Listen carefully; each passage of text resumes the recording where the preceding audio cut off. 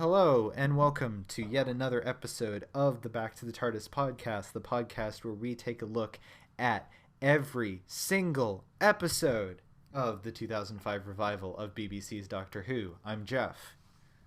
I'm Skylar. I'm Big Fat Penis 6. Still not a joke. That is actually their Twitter handle. Also known as Avery. Hi. And today we are discussing Series 2, Episode 3, School Reunion by Toby Whithouse, also known as my favorite episode of the entire show ever. Nerd. So this episode features the return of two classic companions, Sarah Jane Smith and K9, and I think is probably the first like the most major acknowledgement that yes, all prior classic canon is canon and still happened. And in many ways, this episode talks about what it means to be a companion and what it means to eventually have to leave that behind because you're traveling with an immortal near god. Also, it has Anthony Stewart Head, aka Giles from Buffy the Vampire Slayer, being very entertainingly evil. So yeah, so this episode starts out, and for a while I used to think that I would be yeah, it's not the best, the B plot ain't that great compared to the A plot, but you know what? No, the B plot is still good. No, because I think this episode, the school setting is fairly unique for Doctor Who. Oh, that's good stuff. At least pre-Moffat. Moffat, I guess, does it a bit more because of Clara's position. But this wasn't really a thing before then, and Toby Whithouse does it differently than Moffat does.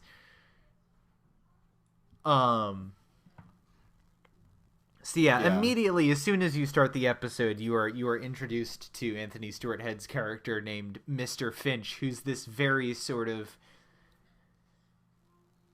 I honestly I just realized, because I've been while quarantine has been on, I've been watching through Westworld with my family, and I realized he's very much a sort of Anthony Hopkins Hannibal Lecter. That's kind of what he's playing. He has a lot of gravitas, and he's definitely the most memorable, or second most memorable thing in this episode for me, and he's probably one of the best one-off Doctor Who villains we still have had. Yeah, he makes a race of CGI bat people actually work because he's so entertaining to watch.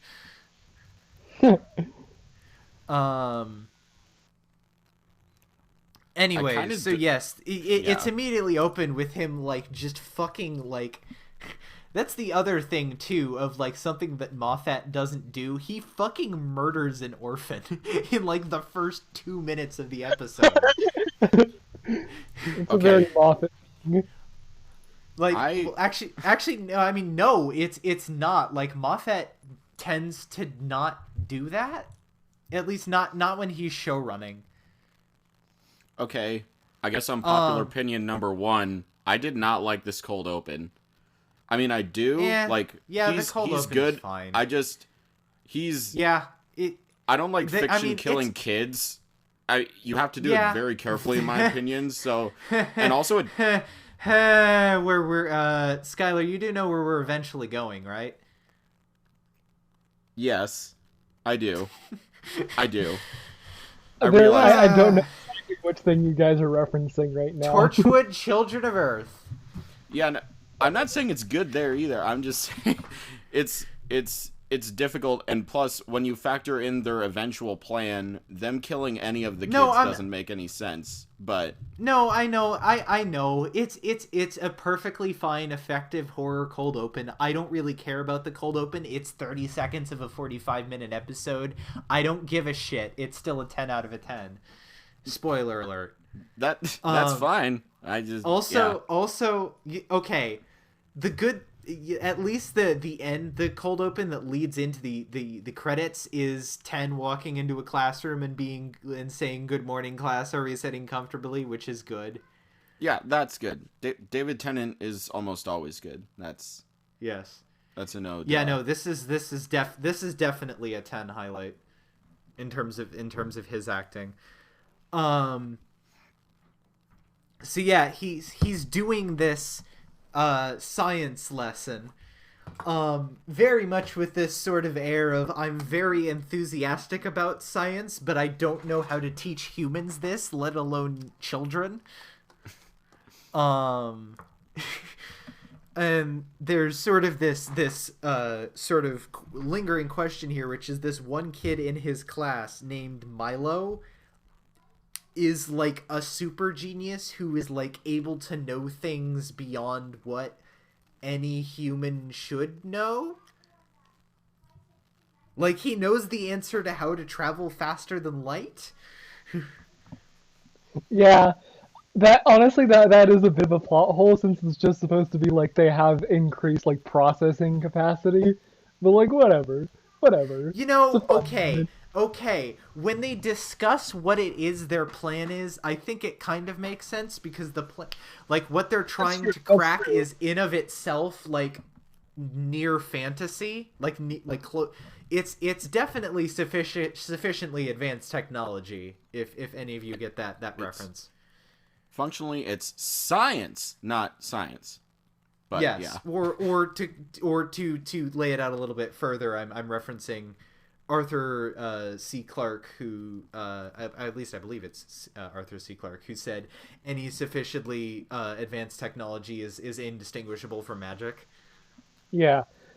I will say I like the part where the doctor just says physics like 12 times. Yes, that is how they lead into this episode after the credits, is David Tennant saying physics 12 times. Physics.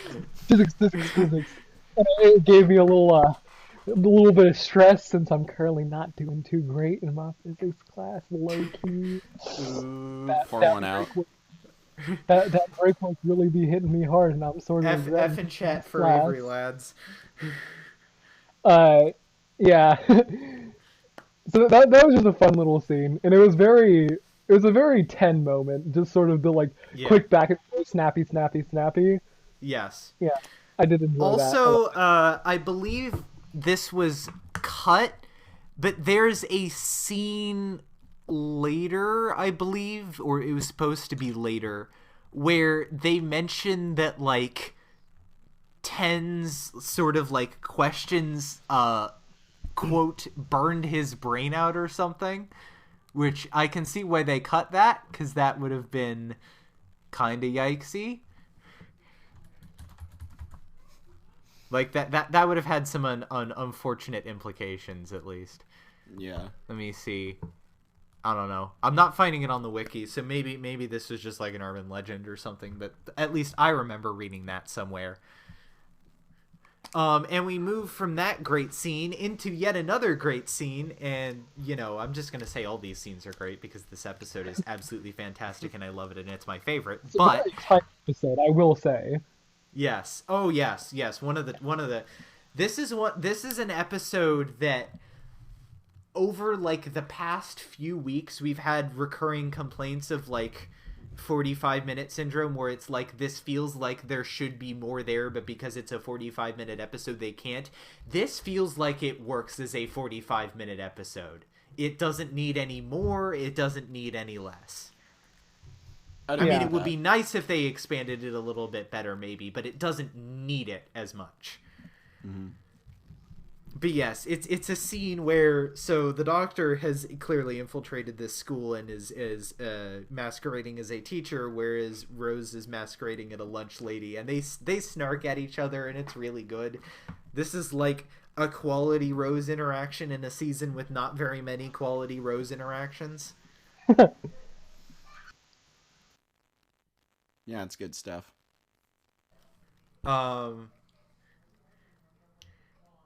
Anyways, so there's backstory that explains that the reason why they're here is Mickey called them and was like, "Yo, check out this weird shit." Which, another great thing about this episode, this is another great step in the slow transformation of Mickey into the ultimate Chad. Yeah, I do like the idea. We're getting there. Hell yeah.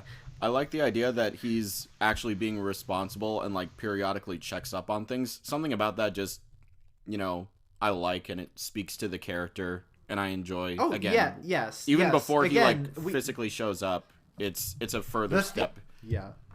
The thesis that we've had going since when we were covering Series 1 is that Mickey is low-key a better person than Rose is.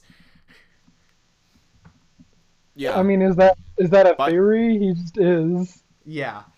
he does some scummy, like, somewhat emotional manipulation stuff in the Boomtown, but, like, largely, yeah, he's very but Rose isn't any better in that regard either. Oh no, yeah, agreed. In that episode, it's a very human moment, but he grows a lot quicker. My headphones. Well done, absolute professional. He grows a lot quicker, so that's good. Yes. Also, we have our very brief Torchwood shout out. So yeah, there's the idea that a bunch of the kitchen staff and faculty were mysteriously suddenly replaced. Ooh. Also, there's a really good comedy scene here where you see like the lunch staff just kind of like carefully moving this barrel of caustic chemicals through, and they accidentally spill it, and there's like screaming and like burning sounds. And they take her off into a room, and Rose tries to call an ambulance, and they're like, "No, don't do that." And one of them's like, "She's fine." And then you hear off screen this like sound of like flame igniting and like screaming, and she's like, "It's fine." She does that. Yeah. Does that. Yeah. It's more and then she looks over at the barrel, and you see that the oil is eating through the metal.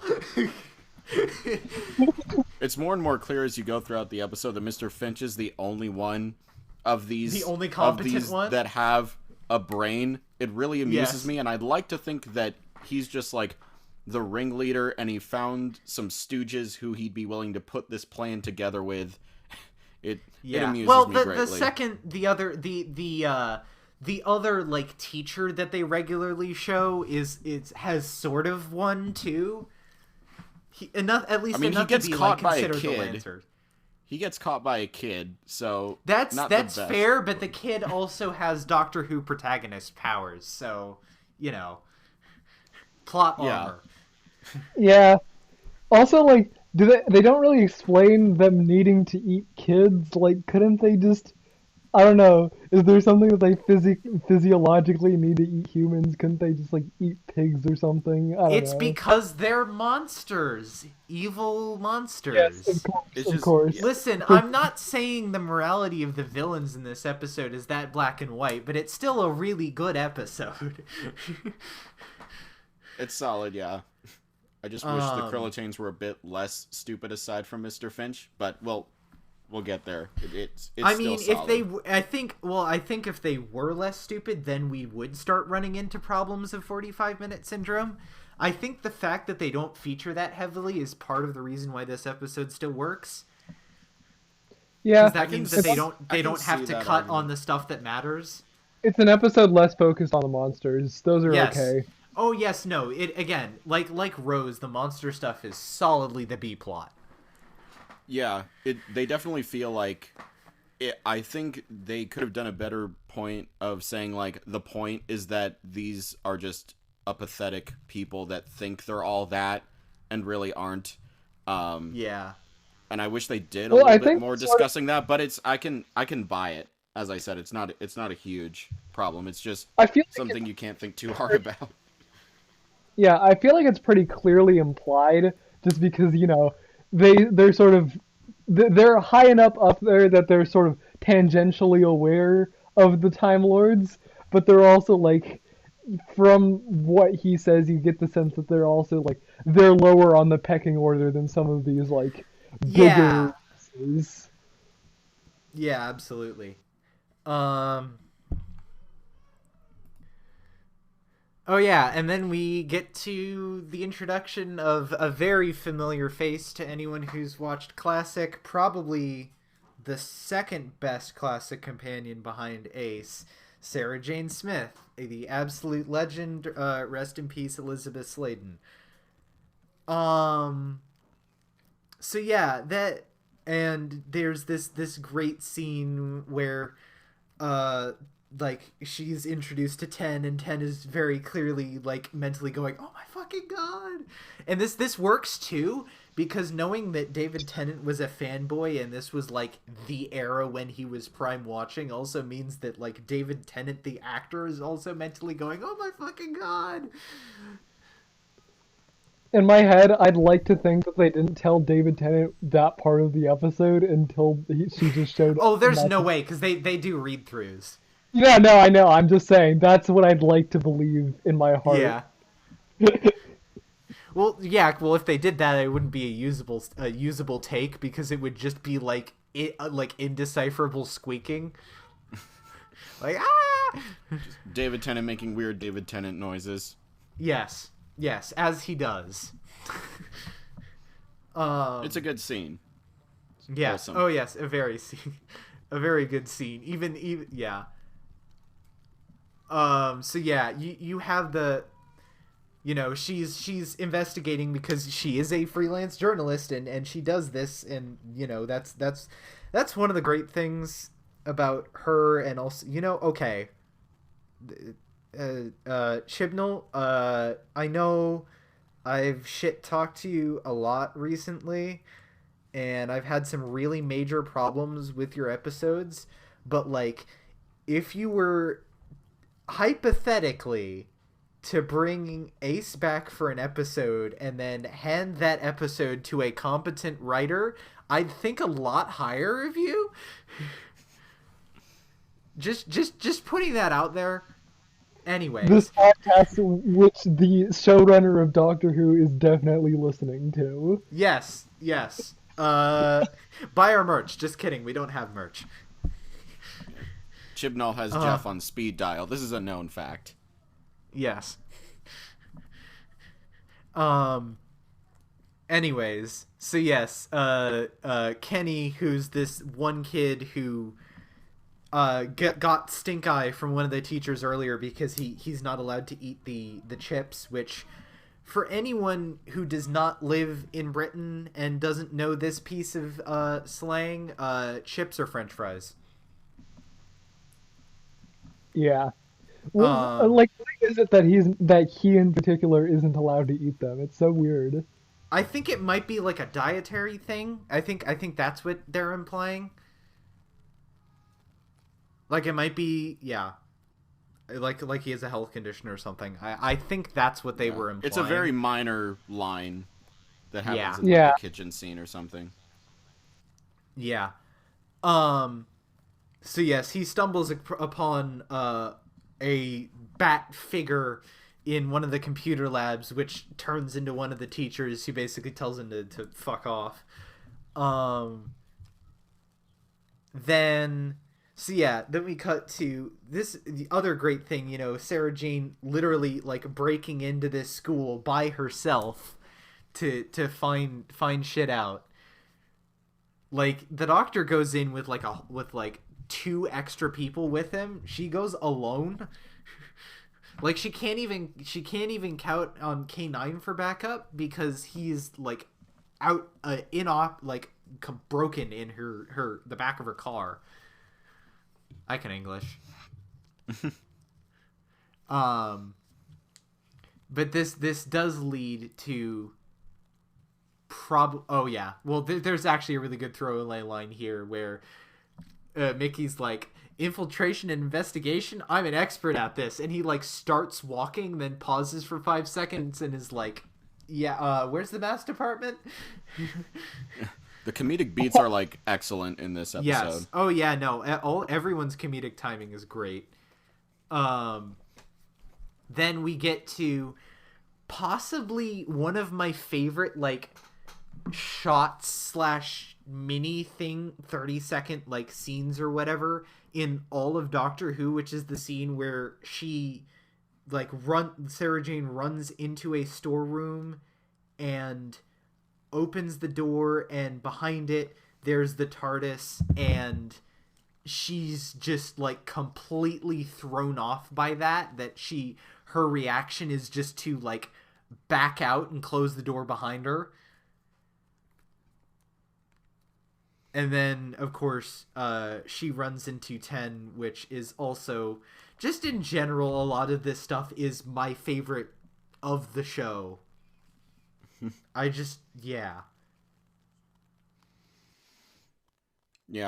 It was a good like secondary introduction since they technically already met, but yeah, I do have a nitpick on like one of the dialogue things. She's like, I thought you must have died, and then he says, I lived, everyone else died, and then she says, what do you mean? And then he says, everyone died, Sarah. It just felt a little stilted, but like everything else was gorgeous. It's just it kind of doesn't line up with like why he explains to Rose why he doesn't come back. Anyway, it's gorgeous. Elizabeth Sladen and David Tennant act the hell out of this. Yes. Oh yes, absolutely.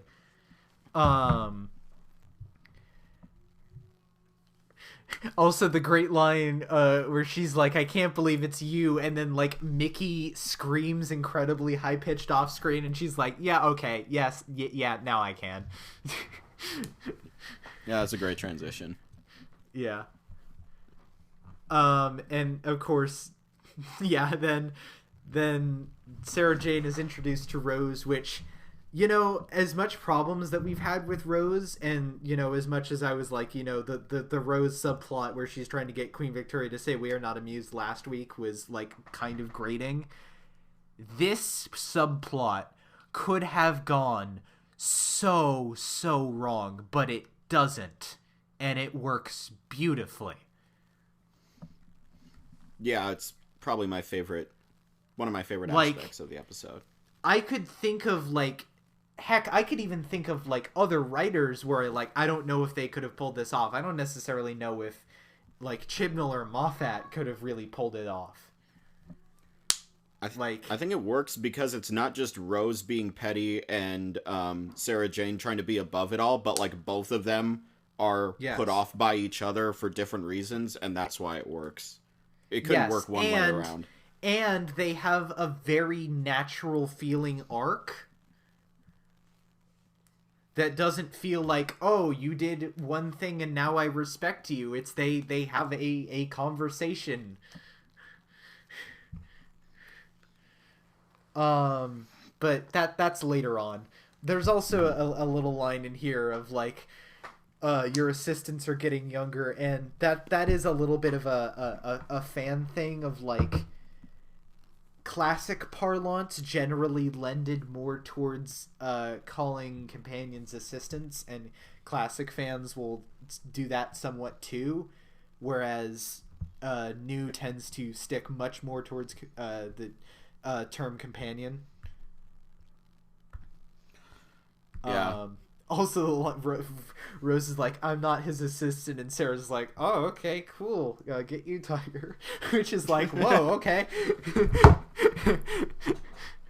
On that note, when the Doctor's trying to address, like a few scenes earlier, Rose and Mickey, and he's just like, okay, gang, or comrades, and then that made me think of 13 settling on fam. Yes. And I was just like, oh, that's fun. I like that. The moment that happened, let's go with comrades, immediately in my head the Soviet anthem started playing. Yes. I was very tempted to clip it and make a meme out of that. Also, I mean, you have the episode. Yeah. Go ahead. The line, Actually, wait, you. no, actually, yes, please do that and send it to me, and I will post it as this week's meme announcement. I do not have the editing skills to do that. I can do it. I can do Yeah, it. the line, I can tell you're getting older, your assistants are getting younger, that was that was a very good one. That was just a Yeah. very snappy moment. Yeah. Anyways. So yes, they find Mickey and he got spooked because of a bunch of vacuum-packed rats.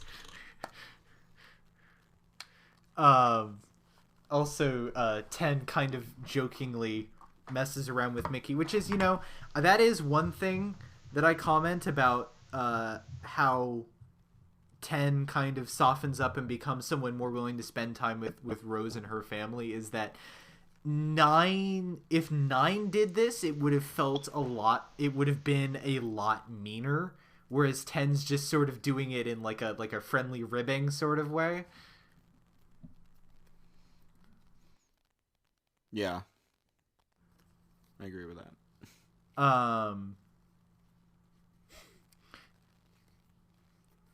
Also, there is the thing where Rose is like, "Who is she?" And he's like, "Yeah, Sarah Jane." And Sarah Jane's like, "Did you not mention me?" And he's like, "Yeah, yes, I must have." And she's like, "No, you didn't."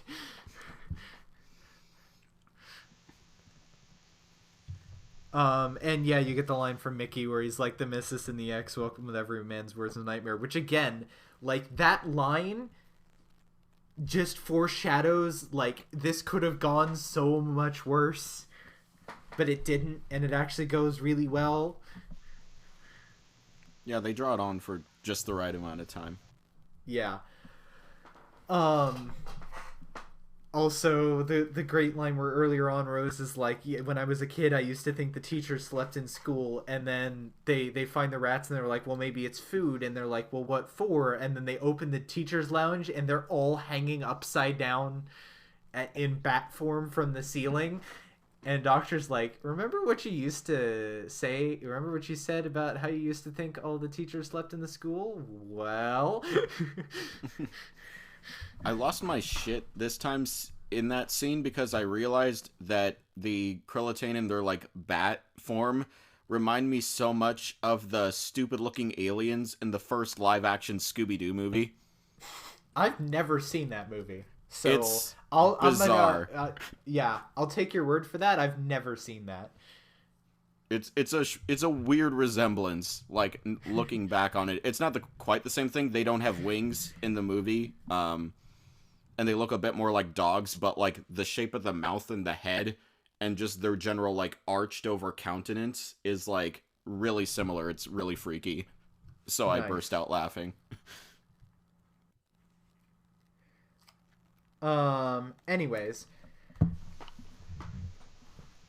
So yeah, they all book it out of the school because they wake them all up, and the Doctor's like, well, I need to go get the TARDIS to analyze the oil, and Sarah Jane's like, nah fam, I got this, and she opens up the car and there's K9 in there, which is... So the other fun thing about K9 breaking down that's sort of like a meta joke is that literally everyone hated K9 because the prop was super unreliable and would break down, and yeah.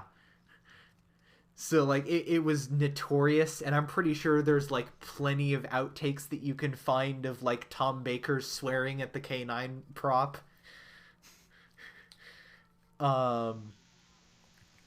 Yes, they find K9, and he is broken down in the back of Sarah Jane's car, and so 10 fixes her up.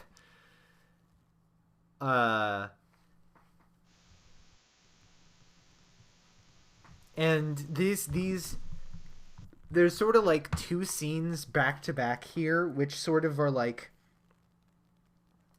they provide not only a thesis for this episode's point and do it so well, they also kind of serve as like a major sort of filler out of like 10 in general and how 10 thinks and how 10 feels, where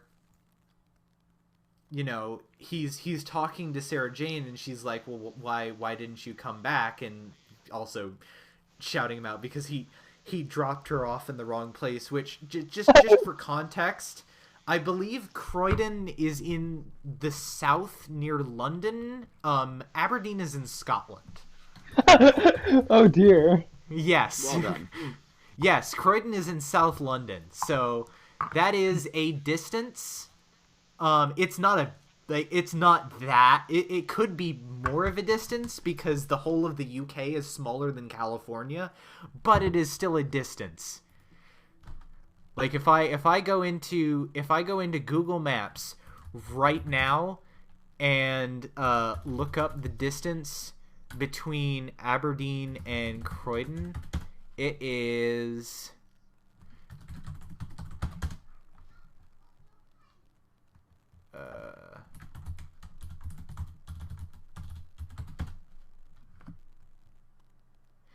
oh, whew! Yeah, that's a 9.5-hour drive. Oopsie doop. 552 miles. Complete. Yeah, actually, yes. Complete wrong end of the country because Aberdeen is up near the north and Croydon is down near the south because it's by London. So yes, complete wrong side of the island. So yeah, well done. Which actually that makes the line where Ten's like, Aberdeen, right? That's next to Croydon, isn't it? Even funnier.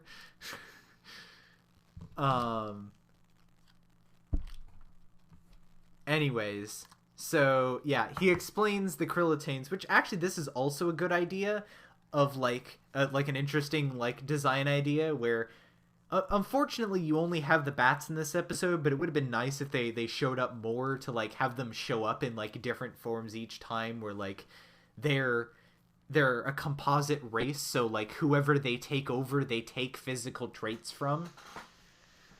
Have they appeared before?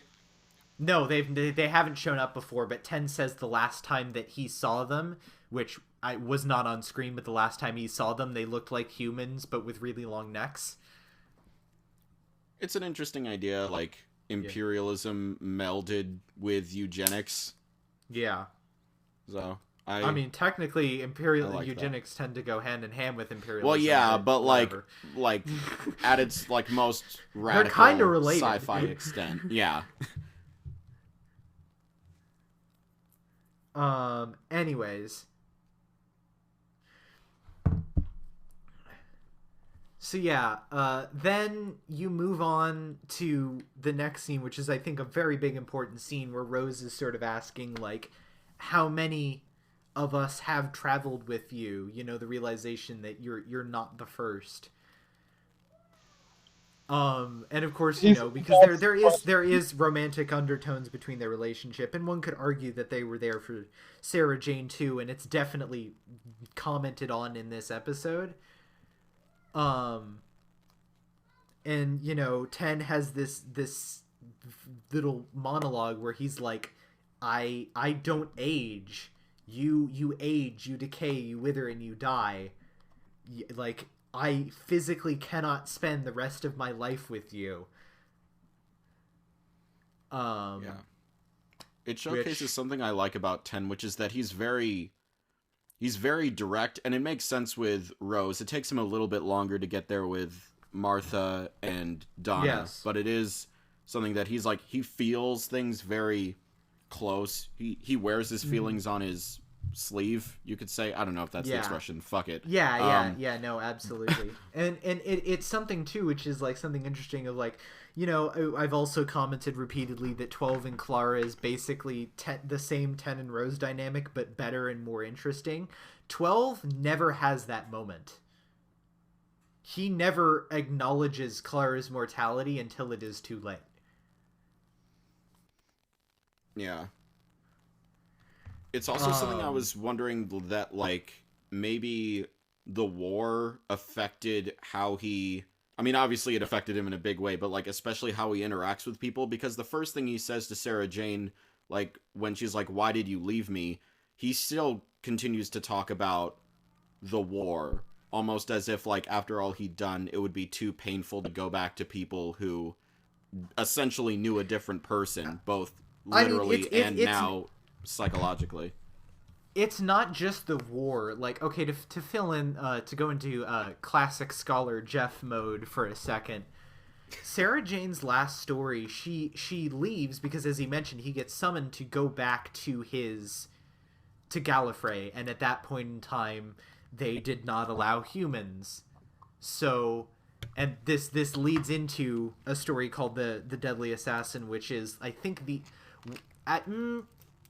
I guess Heaven Sent might count. No, Clara still appears in Heaven Sent just briefly. I believe the Deadly Assassin is the only Doctor Who story where there is no companion and it is just the Doctor. Like, it is literally just Tom Baker by himself solving the mystery. But after that, he doesn't come back for her. He just moves on and meets someone else in the next story. He never goes back for her. Yeah. And that's probably just me not being versed in the story, but that's interesting. Yeah, and again, this episode sort of mentions why, which is, you know, he can't, because, you know, not necessarily quite as intense as Rose, but I think this episode always implies that there was a very close connection between Four and Sarah Jane. I think also. So yeah, he it's sort of like he didn't want to go back because he already had an out, and he didn't want to face seeing her and having her age or get older or potentially die. And I think especially because it was Four, who's a very, you know, youthful Doctor, I think that plays into it too. Yeah. Mm-hmm. Fuck, what was I about to say? I was about to say something. Having a boomer moment right now. Oh no. Never go full boomer. Oh no, I'm gonna fucking vote for Joe Biden. Oh my god. Woo! Okay. God, what the fuck was I gonna say? We're living. Shit. Oh, I remember now. Took me a second. Alright. So there was that sort of throwaway line when he says that he had regenerated half a dozen times since, you know, she last saw him. And I'm sort of curious. I still have not watched the end of Series 12. Does that change that? I mean, to his knowledge, yes. And also in terms of canon, no, it doesn't change that. Also, just watch it, please. Just get it over with. No. Oh dear. You're gonna need to do it eventually. It is as much as I dislike it, it is probably going to be important to the rest of Chibnall's tenure going forward. Once we get to that episode in this show, I will rewatch it, or I will finally watch it. Avery, that's not going to happen until probably after season 13 has aired. Alright, then when season 13 airs, I'll watch it. Well, we have a holiday special coming up too. Brilliant.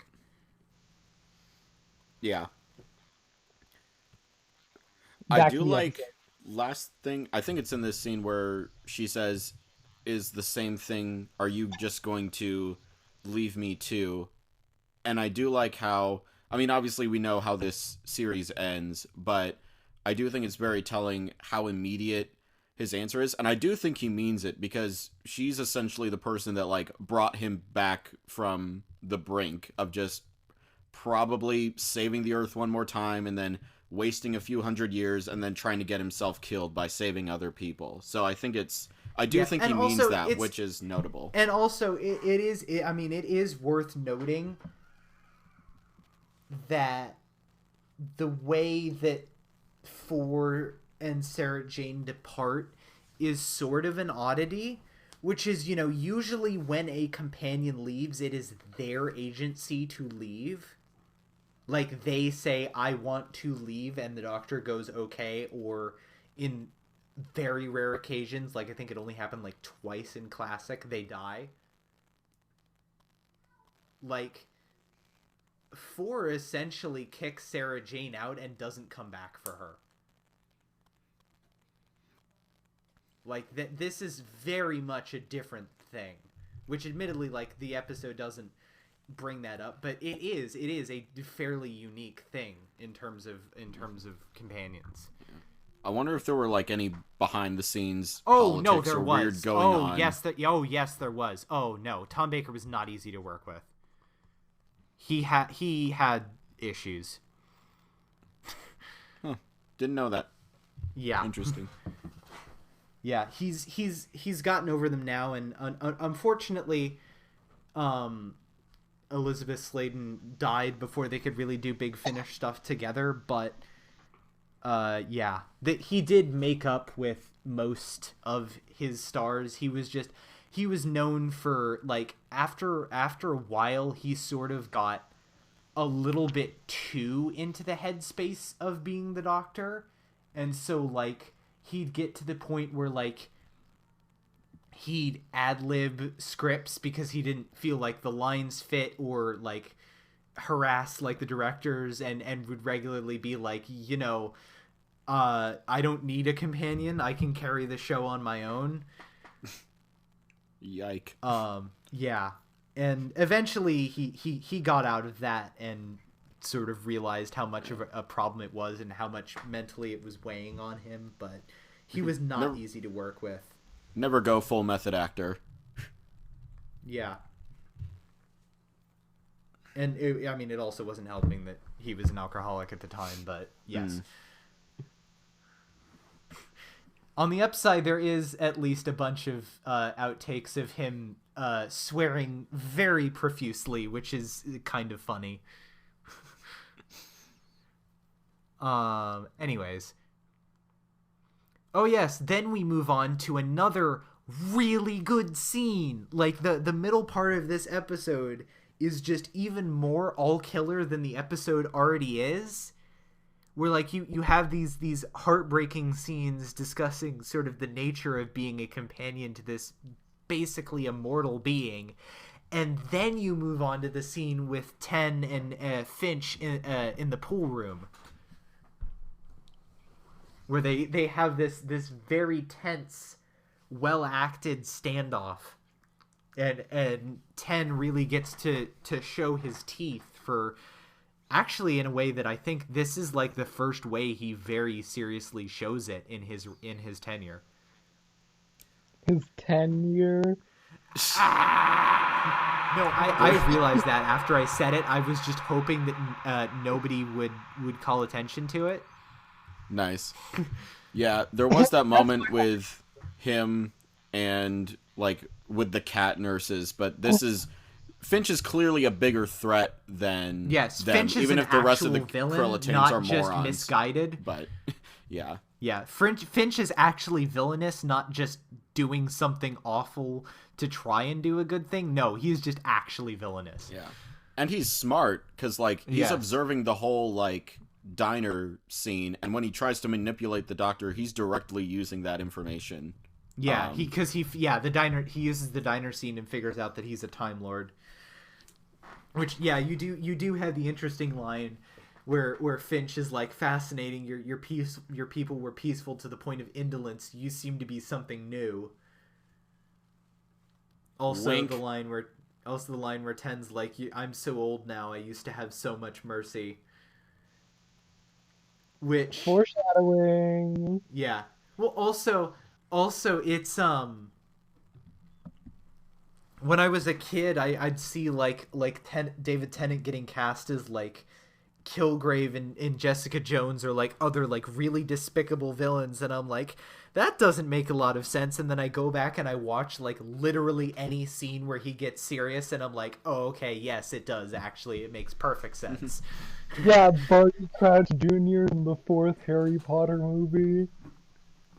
Yeah, that's a thing.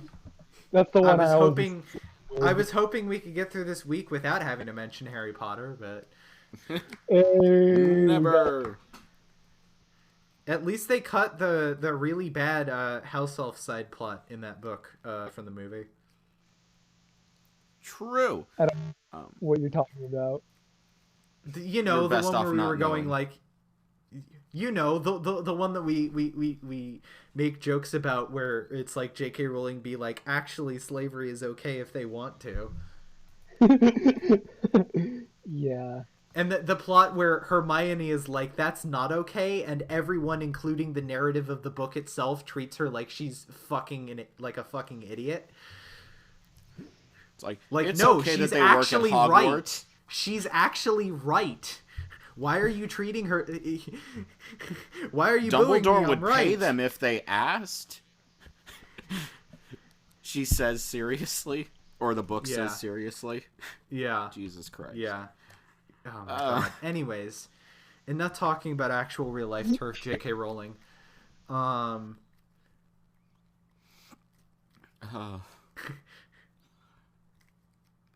yeah. Also, there's the great little thing where Mickey and Sarah take K9 out to the car, and Mickey's like, "What's the deal with the tin dog?" And Sarah Jane's like, "You know, doctor like traveling with an entourage." She's like, how do you fit into the picture? And Mickey like tries to puff himself up, but is like, "Oh my god, I'm the tin dog." Oh, it's such a great moment. Rest in peace, Ricky. 1980 whatever to 2006. Welcome back, Mickey. It does set up him wanting to finally go in the TARDIS, because he realizes that like he wants more, and he's gotten to the point where he's not Mickey from season 1, episode 1. He can handle he's gotten to the point where the Doctor at least sort of respects him. Yeah, that too. I like the scene where they're going into the school the next day, and they're like, he hands the screwdriver to Sarah Jane instead of Rose, and even though Rose reaches for it, which is a good touch, and then he goes back to Mickey. He leaves Mickey in the fucking car. And he's like, crack the door open, and it's like... Yeah. He's like, a tin dog.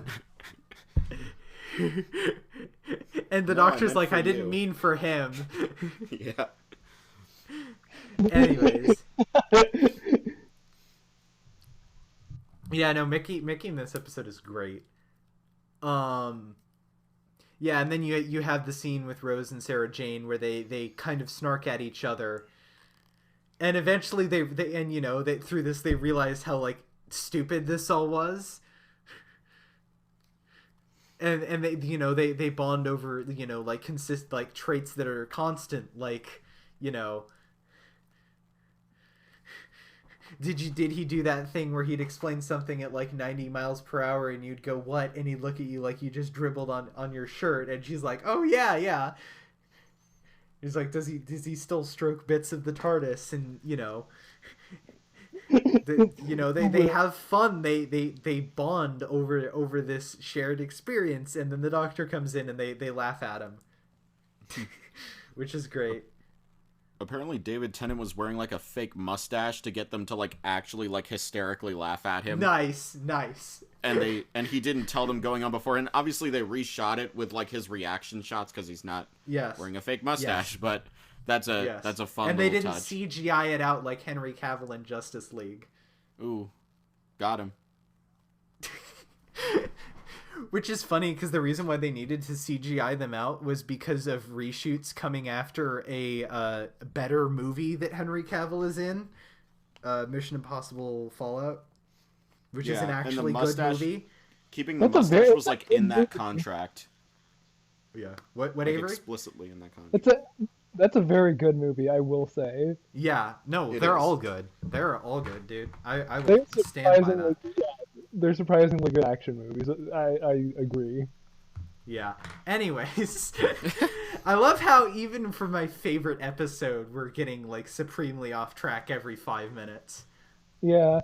So yeah, they figure out that the Krillitanes are essentially trying to crack this equation that contains the secrets of the universe. Exactly, just a coupon for Amazon. Oh my god. Guys, is Jeff Bezos a Krillitane?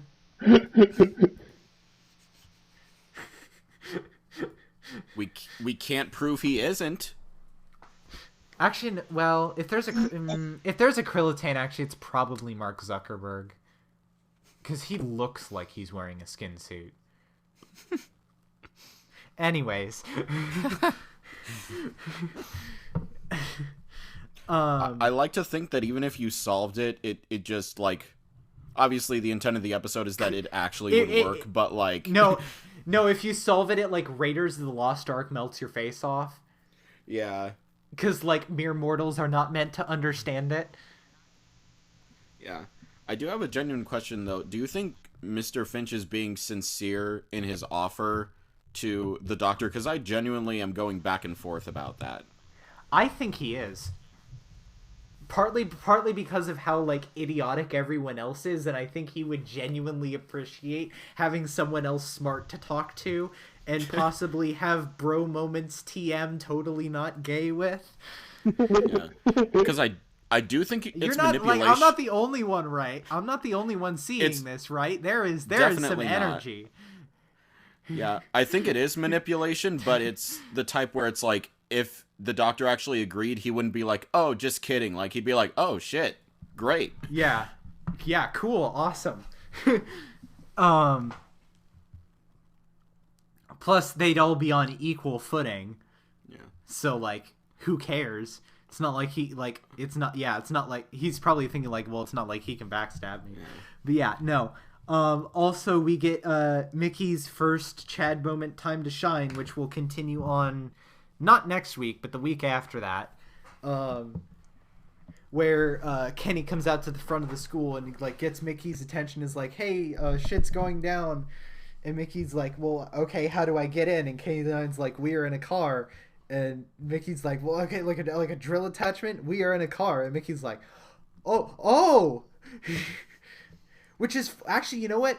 Okay, this is actually something that I like, which is they say that the doors are deadlock sealed, but, like, deadlock seal, like, it's still wood and glass. So I imagine it's just like a really strong seal, but if you can just demolish the door entirely, like, that still doesn't mean anything. I'm curious, how long have deadlock seals been a thing? That's a new thing. That is a new Who thing. That is explicitly a new Who thing. I feel like they sort of realized, like, oh, the Sonic is kind of... Yes, yes. Again, they, in Five's tenure, they literally, like, destroyed the sonic screwdriver, and he didn't have it for the rest of Classic, because they're like, it's too easy, he can't have it, it's breaking the story. So, they needed to, when they brought it back, they needed to add something to nerf it. When does the can't do wood thing come up? But it doesn't work. Because I remember it most distinctly in a Matt Smith episode, but I think it's before that. Silence of the Library. Oh yeah, pretty sure. At least I think that's what it is. I believe that's where it's first mentioned.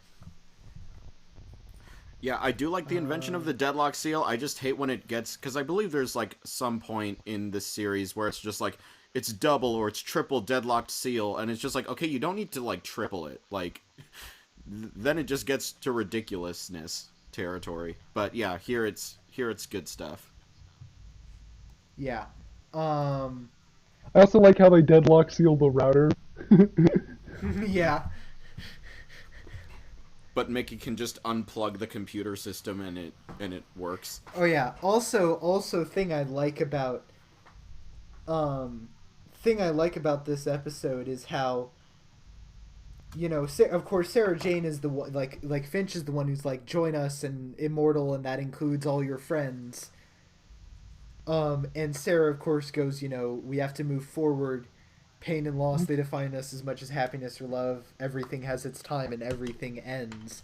Which is also a really great thesis for this episode. But I also think it's great because I think it leaves up to interpretation whether or not Ten was considering it. Like, yeah. I think you could argue either way. I think it's, for my taste, it seems like he takes too long to decide, but I would also see the argument that normally this wouldn't affect him at all, but because of the fresh wound of, like, Sarah just Also, coming back because into his life. Also, because he might just be stalling to figure out what to do. Yeah, so it's like it's kind of one of those things where it goes on a little bit too long for me, but it's not super detracting from the moment. You could make the argument either way. Yeah. Anyways.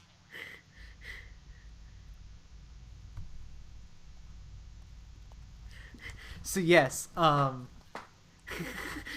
K9 comes in and saves the day and shoots lasers at the Krillitanes chasing them, which allows them to run, and we get possibly one of the best lines in all of RTD era Doctor Who, which is Anthony Stewart Head saying, "Forget the shooty dog thing." Yeah.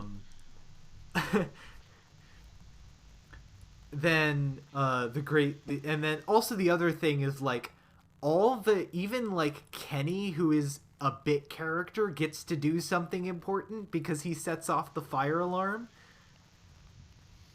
which both A, like, helps get the kids out later, and B, deals with the Krillitanes so they can escape. Although there's also there's two great things. One, Anthony Stewart Head pulling some great "I am in pain" expressions, and then punching through the wall and tearing the cable for the alarm. Yeah.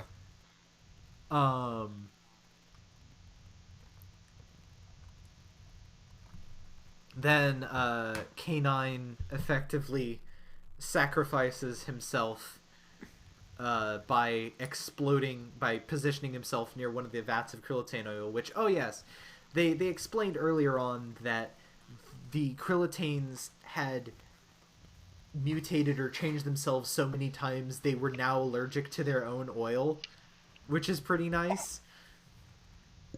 I didn't see Mr. Finch, like, writhe in pain. Maybe it was just the framing, but I was like, he could still be out.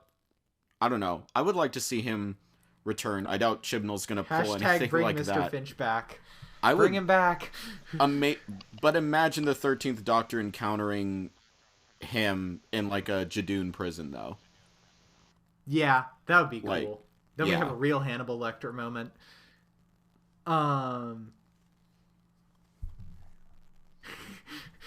So yes, they all book it out of the school, and K9 shoots the vat, and there's this great little thing where Finch is like, "bad dog," and K9 says affirmative, and he speaks in this very robot monotone, but he still delivers that in a way where, like, if he was a humanoid, you could, like, see the shit-eating grin.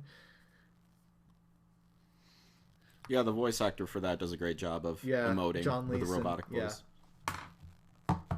And then, of course, now that the kids have been taken out of the context where they were being brainwashed by the teachers, they are all absolutely overjoyed by the fact that the school has just fucking exploded. Kenny blew up the school. Yes. Absolutely great.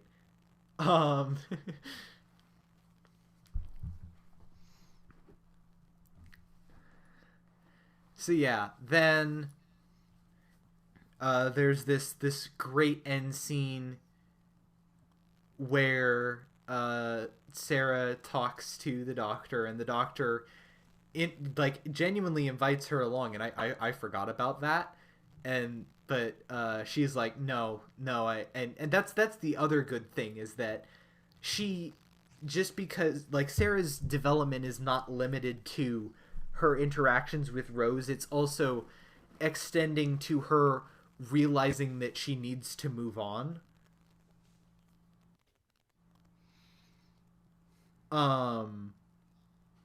Which I think is really good. It's also a juxtaposition of her wanting to move on and Mickey realizing he can do something more. Get in on that prime real estate. It's free real estate. So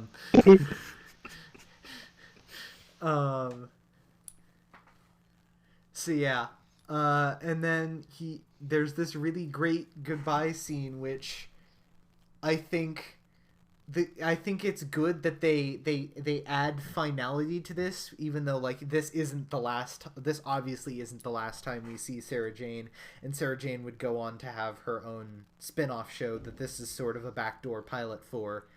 But she is like, yes, actually, goodbye this time.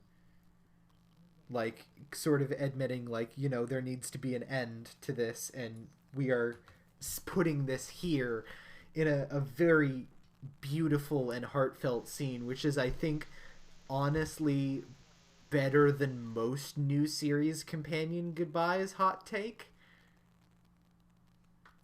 Fair enough. And then when he leaves leaves another canine model with you, and they walk off into the sunset / into a backdoor pilot, or into an actual pilot for their fun spin-off show aimed at kids, which we will probably not be covering because I've seen a bunch of it, but it's fine. It's not that much to write home about, and it doesn't cross over as much as Torchwood does, so I think we're just gonna, yeah. So that's the last we'll see of her until series 4. But yeah, Can anything I just say, you guys want to say before we move on to ratings? Oh, I've been liking Rose this whole episode. Yeah. Oh yeah. In contrast Definitely. to like a lot of my like she was hit or miss for me in Tooth and Claw, and New Earth is kind of because she's Cassandra for a lot of it. But yeah. I liked Rose a lot until her reaction to Mickey coming along, and I was just like, oh yeah, I remember. She's still a Rose. Big reason. Yeah, it's just like, it's pretty clear at this point that he's not coming for you, and maybe it's just like, oh, he's gonna interfere with like this special thing I have with the Doctor, and it's kind of like, come on, we just had a whole episode showing that he can have multiple people in his life and you still mean something to him. Like, it just, it felt weird in like TLDR, everything. Rose still overall sucks, and I still can't believe RTD is like, yeah, I'll give this character everything she wants. That seems like a good idea that doesn't undermine any potential development she might have. Also, this weird foreshadowy thing later. with like Sarah Jane like holding her close and like, some things are worth getting your heart broken for, hugs her, and then it's like, come find me if you never need to, which, knowing how things end, it's just like, well, that ended up not being a thing, but like, makes sense for her character, I suppose. Yeah. Yeah. Avery, you got anything? Nope. It was a good episode. So yeah, moving on to ratings. As I said, this is my personal favorite episode. This viewing has not changed that opinion. Neither did the last time I watched it. The B plot may not be that important overall, but it is still an interesting concept, but not too interesting that it runs into 45-minute syndrome. There is absolute masterclass performance from basically every single main actor in the episode. So many countless good scenes. One of the tightest paced episodes of the series that I can think of. 10 out of 10. I am not taking, like, I know y'all probably aren't going to seriously debate me on this, but I am not taking, I'm not accepting petitions to change my mind. This is fact. It is a 10 out of 10. I think I have the most different opinion, so I'll let Avery go next, if they want to go. Yeah, I'll go. We're switching up the order. All right. We have an order.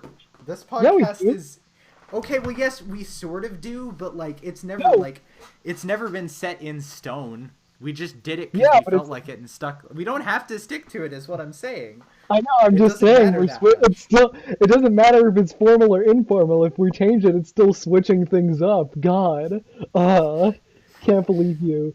Anyways.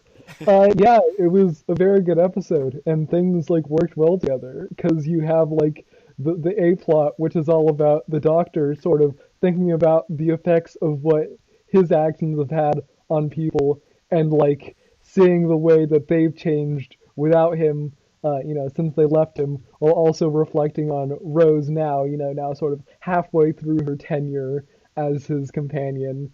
While at the same time, you have a monster of the week that's sort of their whole thing is building off of building off the species they meet, and so it's sort of like symbolically the same as the Doctor, and you have that moment where they sort of reach out to him and are like, "Hey, what if we did things together?" And he's like, "No, this is not the path I want to take." And he's like, "Actually, all these things are actually good things because they're like growing. Yeah, I'm growing." And then everyone's like, we know what we have to do now.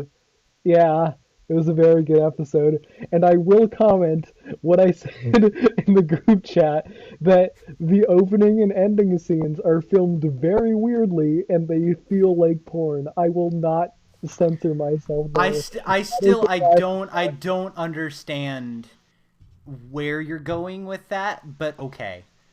I don't know what it is, but it feels like it might be the frame rate. I don't know. It felt like a higher frame rate or something.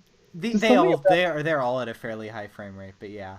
No, but like those scenes felt like different. I don't know what it was. Just the way they were shot, the way people popped in the frame. I don't know what it was. It just like felt like reality. It felt like either soap operas or porn, because those have sort of the same visuals. Anyways, it's a tangent. It's a 10 out of 10. Yeah. Not my favorite. I will say Dalek is still better in my opinion, but it is a 10 out of 10. Yeah, no, my favorite is that's more like a personal thing. Oh, and I will also say, I think in many ways this episode feels sort of more acknowledging of the fact that this show has run for such a long time than many of the anniversary specials, dare I say even Day of the Doctor. Like, I feel like this acknowledges sort of the sheer length that this show has had, a bit more, and I think that's part of the reason why it emotionally resonates so much. Anyways, yes, Skylar. Right. So I think this episode does a lot well. It reintroduces, it basically is the first thing to really confirm that this is a continuation of the old show. It's not a reboot with the same window dressing, so that's good. Mr. Finch is on point. Elizabeth Sladen is on point. David Tennant, I mean, that, take a drink. David Tennant is on point. Rose and Mickey bring it. It's a fun entourage. Not literally referencing the show, but like it's a fun like group cast type of thing. The themes are interesting. It's just there's some places, and it's probably because I'm not versed really much in classic, that doesn't really have as big a pull on me. I'm not saying that's the only reason you like this episode so much, but there's some small things with like how they handle the Krillitane in some aspects, even though it isn't the focal point of the story, is still like just slightly for me.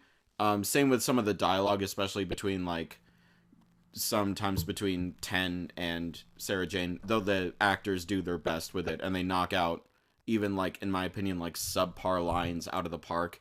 It's still there. And again, what I mentioned with Rose, it feels like, and this isn't the fault of the episode, but it just does, knowing the rest of her arc impact it for me, that like she should have learned more from this, I think. And in the immediate, in the near future, she does, but in the grand scope of things, I don't know how this affects her. So with all of that, but like again, so much of the other stuff is great. It's just a small amount of things, in my opinion, take it away from being a 10 out of 10. It's a 9 out of 10. It's still the best episode of this series so far, easily. But yeah, not a 10 out of 10 for me. Still fucking slander. Anyways, next week we are covering another episode by our other lad, Stephen Moffat, The Girl in the Fireplace. A fun romp that alternates between the 51st century and think it's 17th century France, 18th, 18th, no, 18th, 18th century France. Oh, So yeah, I remember that episode being pretty good. It's widely regarded as like a really good episode. I don't know how highly I'd rate it, so I guess we'll see how that goes next week. Until then, you can follow the podcast on Twitter at B2TARDISPod. You can follow me on Twitter at WheatleyDL. I'm Comrade Skylar. You can find me on Twitter at skyhigh9_5. Avery is me. Oh. I must have clicked the mute hotkey by accident. Nice. I am the pee pee poo poo man. You can find me at Big Fat Penis 69. Still yeah. not a joke. And until then, we will see you all next time with The Girl in the Fireplace.